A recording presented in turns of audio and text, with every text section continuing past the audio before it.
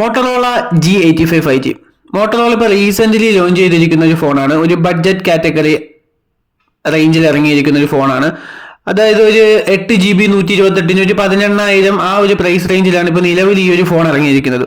ഈ ഒരു വീഡിയോ ചെയ്യാൻ ഒരു മെയിൻ കാരണം എന്താണെന്ന് വെച്ചാൽ റീസെൻ്റ്ലി CMO ഫോൺ 1 ഇറങ്ങിയിട്ടുണ്ട്. അതിൻ്റെ ഒരു റിയൽ കോമ്പറ്റേറ്റർ ആണ്. കാരണം ആ ഒരു ഫോണും ഈ ഒരു ഫോണും ഒന്നിനൊന്ന് മെച്ചമായിട്ട് നിൽക്കുന്ന ഫോണാണ് ആ ഒരു പ്രൈസ് റേഞ്ചിൽ. ഇതിൻ്റെയും പ്രൈസ് 18,000, CMO ഫോൺ 1ൻ്റെയും പ്രൈസ് 8GB 128 18,000 ആണ്. 6GB കാര്യം ഞാൻ പറയുന്നില്ല, കാരണം 6GBയെക്കാട്ടിലും നല്ലത് 8GB എടുക്കുന്നതാണ് ഗൈസ്. അത് വീണ്ടും ഞാൻ പറയുന്നതെന്ന് വെച്ചാൽ വൺ ഔട്ട്ഡേറ്റഡ് ആണ് ഇപ്പം 6GB എന്ന് പറയുന്നത്. സോ ഒരു 8GB എങ്കിലും മിനിമം എടുക്കണം. മിനിമം റിക്വയർമെന്റ് 8GB ആയെങ്കിലും മിനിമം ഒരു ഫോണിൽ വേണം. കൂടുതൽ സമയം ഞാൻ കളയുന്നില്ല ഗൈസ്, നേരെ നമുക്ക് വീഡിയോയിലോട്ട് പോവാം. വീഡിയോയിലോട്ട് പോകുന്നതിന് മുമ്പ് എപ്പോഴും പറയുന്ന കാര്യം തന്നെ, ചാനൽ ഒന്ന് സബ്സ്ക്രൈബ് ചെയ്ത് സപ്പോർട്ട് ചെയ്യുക. Let's go guys.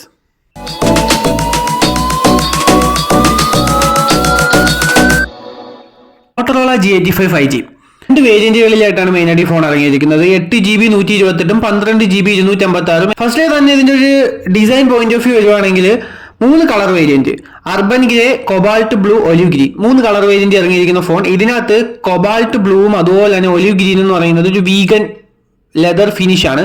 സോ ഒരു ബാക്ക് എന്ന് പറയുന്നത് ലെതർ ഫിനിഷ് ആണ്, ഗ്രേ എന്ന് പറയുമ്പോഴത്തേന് പ്ലാസ്റ്റിക് ആണ്. എനിക്ക് പറയാനുള്ളതെന്ന് വെച്ചാൽ ഈ ഒരു ബാക്ക് ഡിസൈൻ നോക്കിയിട്ട് നിലവിൽ Motorola edge fusion, edge 50 fusion, 50 ultra എല്ലാ സാധനങ്ങളിലും വന്നേക്കുന്ന സെയിം ഡിസൈൻ ഓഫ് പാറ്റേൺ ആണ് ഇതിനകത്ത് ഒരു കൊണ്ടുവന്നേക്കുന്നത്.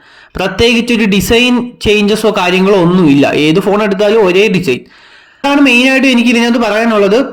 അതുകൊണ്ട് തന്നെ ഡിസൈൻ എന്ന് പറയുന്നത് ഒരു പേഴ്സണൽ ചോയ്സ് ആണ് ഗൈസ്. നിങ്ങൾക്ക് ഇഷ്ടപ്പെടുമെങ്കിൽ നിങ്ങൾക്ക് ഈ ഒരു ഫോൺ എടുക്കാം, അല്ലെങ്കിൽ നിങ്ങൾക്ക് നേരെ CMO ഫോൺ 1 എടുക്കാം. CMO ഫോൺ 1 എന്ന് പറയുമ്പോൾ കുറച്ച് അഴിച്ചും സ്ക്രൂ ഒക്കെ ഇട്ട് പുതിയ കേസൊക്കെ മാറ്റി ഇടാവുന്ന കുറച്ചൊരു യുണീക്ക് ആയിട്ടുള്ള ഒരു കാര്യങ്ങളൊക്കെ അതിനകത്ത് അവർ കൊണ്ടുവന്നിട്ടുണ്ട്. ഇതെന്ന് പറയുന്നത് ടിപ്പിക്കൽ ആയിട്ടുള്ള മോട്ടറോളയുടെ ഇപ്പൊ നിലവിൽ ഇറങ്ങിയേക്കുന്ന എല്ലാ ഫോണിന്റെയും സെയിം ഡിസൈൻ ഓഫ് പാറ്റേൺ ആണ് ഇതിനകത്തും പിടിച്ചേക്കുന്നത്.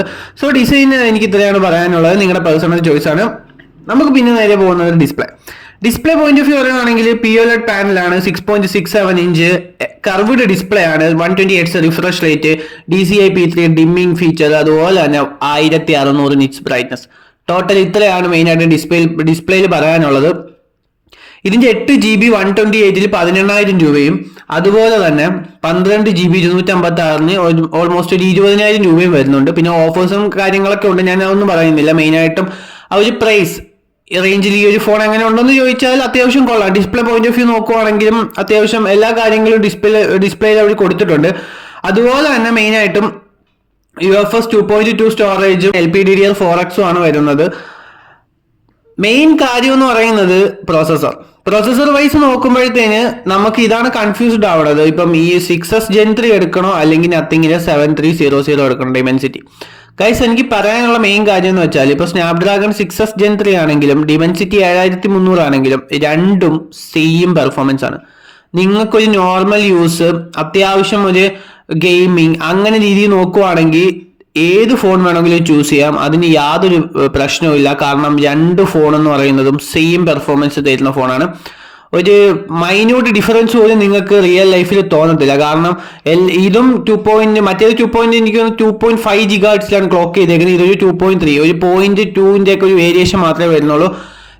AnTuTu സ്കോറും ഓൾമോസ്റ്റ് സെയിം തന്നെയാണ്. സോ ഒരു പെർഫോമൻസ് പോയിന്റ് ഓഫ് വ്യൂ നോക്കുവാണെങ്കിൽ നിങ്ങളുടെ ചോയ്സ് ആണ്.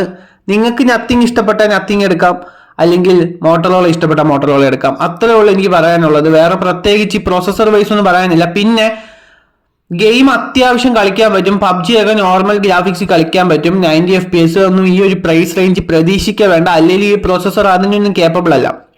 സോ നിങ്ങൾക്കൊരു നോർമൽ യൂസ്, അത്യാവശ്യം നിങ്ങൾക്കൊരു ഗെയിം കളിക്കണം, ഫോട്ടോഗ്രാഫി, അങ്ങനെയുള്ള ഒരു ഓൾറൗണ്ടർ രീതിയിൽ നോക്കുവാണെങ്കിൽ ധൈര്യമായിട്ട് ചൂസ് ചെയ്യാൻ പറ്റുന്ന ഫോണാണ്. ഒരു 18,000 രൂപയ്ക്ക് Motorola G85.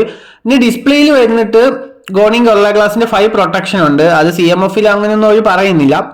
Overall display, design, performance ആണ് മെയിനായിട്ട് പറയാനുള്ളത്. ഇനിയാണ് എനിക്ക് കുറച്ച് ഡിസപ്പോയിന്റഡ് ആയിട്ടുള്ള കുറച്ച് കാര്യങ്ങൾ പറയാനുള്ളത്. ഒന്ന് ക്യാമറ വൈസ് ബാക്ക് ക്യാമറ എന്ന് പറയുന്നത് 50 MB പ്ലസ് 8 MB, 50 MB ഒരു പ്രൈമറിയും 8 MB ഒരു അൾട്രാ വൈഡും ആണ് വരുന്നത്. ഫ്രണ്ടിൽ 32 MB ഒരു സെൽഫി ക്യാമറയും. പക്ഷേ ഇതിനൊരു മെയിൻ കാര്യം എന്ന് വെച്ചാൽ ബാക്കിൽ നമുക്ക് വീഡിയോഗ്രഫി എന്ന് പറയുന്നത് ഷൂട്ട് ചെയ്യാനുള്ള കേപ്പബിലിറ്റി കൊടുത്തേക്കുന്നത് 1080p 30-60 FPS ആണ്.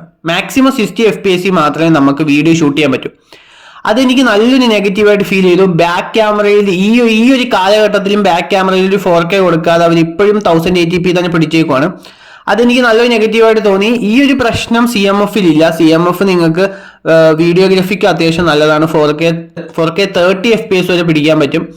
അല്ലാതെ ഇത് 1080p 60 FPS വരെ നമുക്ക് വീഡിയോ ഷൂട്ട് ചെയ്യാനുള്ള ഒരു ഓപ്ഷൻ ഉള്ളൂ. 4K ഉള്ള ഒരു ഓപ്ഷൻ ഇല്ല. ഫ്രണ്ടിൽ ആസ് യൂഷ്വൽ ഒരിക്കലും കിട്ടൂല. നമുക്കറിയാം, ഇപ്പം വലിയ വലിയ ബ്രാൻഡ് ആണെങ്കിൽ പോലും ഫ്രണ്ടിൽ 4K ഷൂട്ട് തരത്തില്ല.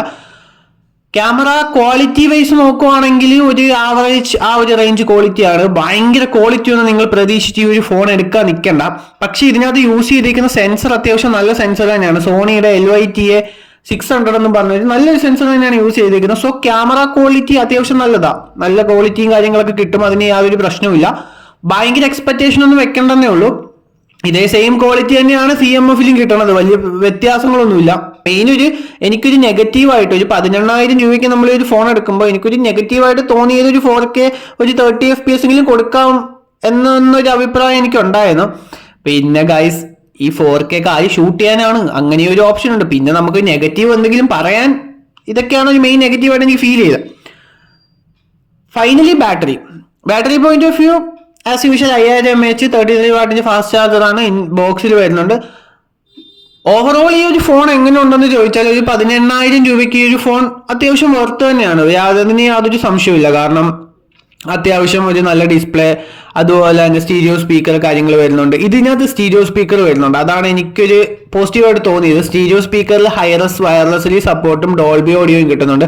മറ്റേതിനകത്ത് CMF-1 കിട്ടുന്നില്ല. മോണോ സ്പീക്കറാണ് പിടിച്ചേക്കുന്നത് അവന്മാര്. അതെനിക്ക് ഭയങ്കര ഡിസപ്പോയിന്റഡ് ആണ്. കാരണം ഈ ഒരു പ്രൈസ് റേഞ്ചിൽ മോണോ സ്പീക്കർ സത്യം പറഞ്ഞാൽ കുറച്ച് ഔട്ട്ഡേറ്റഡ് ആണ്. സ്റ്റീരിയോ സ്പീക്കറൊക്കെ മിനിമം കൊടുക്കണം. പോരായ്മകൾ പറയുകയാണെങ്കിൽ മെയിനായിട്ടും എനിക്ക് മോട്ടറോളയിൽ എനിക്ക് പൊതുവെ ഡിസൈൻ അത്ര ഇഷ്ടമല്ല മോട്ടറോളയുടെ. കാരണം എപ്പോഴും അതേ സെയിം ഡിസൈൻ തന്നെയാണ്. പിന്നെ എനിക്കൊരു പോരായ്മയായിട്ട് തോന്നിയെന്ന് വെച്ചാൽ 4K ഷൂട്ടിംഗ് വീഡിയോഗ്രാഫിയിൽ 4K കൊടുത്തിട്ടില്ല. പിന്നെ അതുപോലെ തന്നെ അങ്ങനെ 1-2 ഫീച്ചറുകൾ മാറ്റി നിർത്തിയാൽ മോട്ടറോള കിടിലൻ തന്നെയാണ്. ഇനി യാതൊരു പ്രശ്നമില്ല. പെർഫോമൻസ് വൈസ് നോക്കുവാണെങ്കിൽ രണ്ടും കിടിലൻ തന്നെയാണ്. രണ്ടും കില്ലിങ് സാധനം തന്നെയാണ്. അല്ലാതെ ഒരെണ്ണം ഇത്ര കിടിലനായിട്ട് പെർഫോം ചെയ്യും, ഇത് വലിയ പെർഫോമൻസ് ഒന്നും ഇല്ല, അങ്ങനെയല്ല. രണ്ടും സെയിം പ്രോസറാണ്. പ്രത്യേകിച്ച് യാതൊരു വ്യത്യാസങ്ങളും ഇല്ല. ഡിമെൻസിറ്റി ആണെന്നൊരു വ്യത്യാസം മാത്രമേ ഉള്ളൂ. ഇത് സ്നാപ്ഡ്രാഗൺ, ആ ഒറ്റ വ്യത്യാസമേ ഉള്ളൂ. അല്ലാതെ വേറെ വ്യത്യാസങ്ങളൊന്നും വലുതായിട്ടില്ല. ഓവറോൾ ഇത്രയൊക്കെയാണ്. അവസാനമായിട്ട് എനിക്ക് പറയാനുള്ളതെന്ന് വെച്ചാൽ മോട്ടറോളയുടെ കുറച്ച് അഡീഷണൽ ഫീച്ചേഴ്സുകൾ ഉണ്ടല്ലോ. ഈ ടെക്സ്റ്റ് നമുക്ക് PC-യിൽ കണക്ട് ചെയ്യാൻ പറ്റുന്നത്, അതുപോലെ തന്നെ തിങ്ക് ഷീൽഡ് പ്രൊട്ടക്ഷൻ, പിന്നെ അതുപോലെ തന്നെ ഫാമിലി സ്പേസ്, പിന്നെ ഇൻ ഡിസ്പ്ലേ ഫിംഗർ പ്രിന്റ് ആണ്. IP50 ഒരു വാട്ടർ റെസിസ്റ്റന്റും കാര്യങ്ങളൊക്കെ വരുന്നുണ്ട്. വാട്ടർ റെസിസ്റ്റന്റ് എന്ന് പറയാൻ പറ്റൂല, ഒരു വാട്ടർ റിപ്പല്ലന്റ്. 13 5G ബാൻഡ് വരുന്നുണ്ട്. പിന്നെ 2 വർഷം സോഫ്റ്റ്വെയർ അപ്ഡേഷനും 3 വർഷത്തെ സെക്യൂരിറ്റി അപ്ഡേഷനും കിട്ടുന്നുണ്ട്. ഓവറോൾ ഇത്രയൊക്കെയാണ് മെയിൻ ആയിട്ടും. പിന്നെ സ്മാർട്ട് കണക്ട് എന്ന് പറഞ്ഞൊരു ഫീച്ചർ അവർ ഇൻട്രൊഡ്യൂസ് ചെയ്തിട്ടുണ്ട്. നമുക്ക് സിസ്റ്റമായിട്ടൊക്കെ കണക്ട് ചെയ്താൽ നമുക്ക് സ്വൈപ്പ് ചെയ്തിട്ട് സിസ്റ്റത്തിലോട്ട് ഇമേജസ് ഒക്കെ പെട്ടെന്ന് ഷെയർ ചെയ്യാൻ പറ്റുന്ന കുറച്ച് കൂളായിട്ടുള്ള കുറച്ച് ഫീച്ചേഴ്സും കൊണ്ടുവന്നിട്ടുണ്ട്. ഓവറോൾ ഇത്രയൊക്കെയാണ് മെയിനായിട്ടും ഈ ഒരു ഫോൺ. ഈ ഒരു പ്രൈസ് റേഞ്ച് ഈ ഫോൺ സത്യം വർത്ത് തന്നെയാണ്, ഇനി യാതൊരു സംശയമില്ല.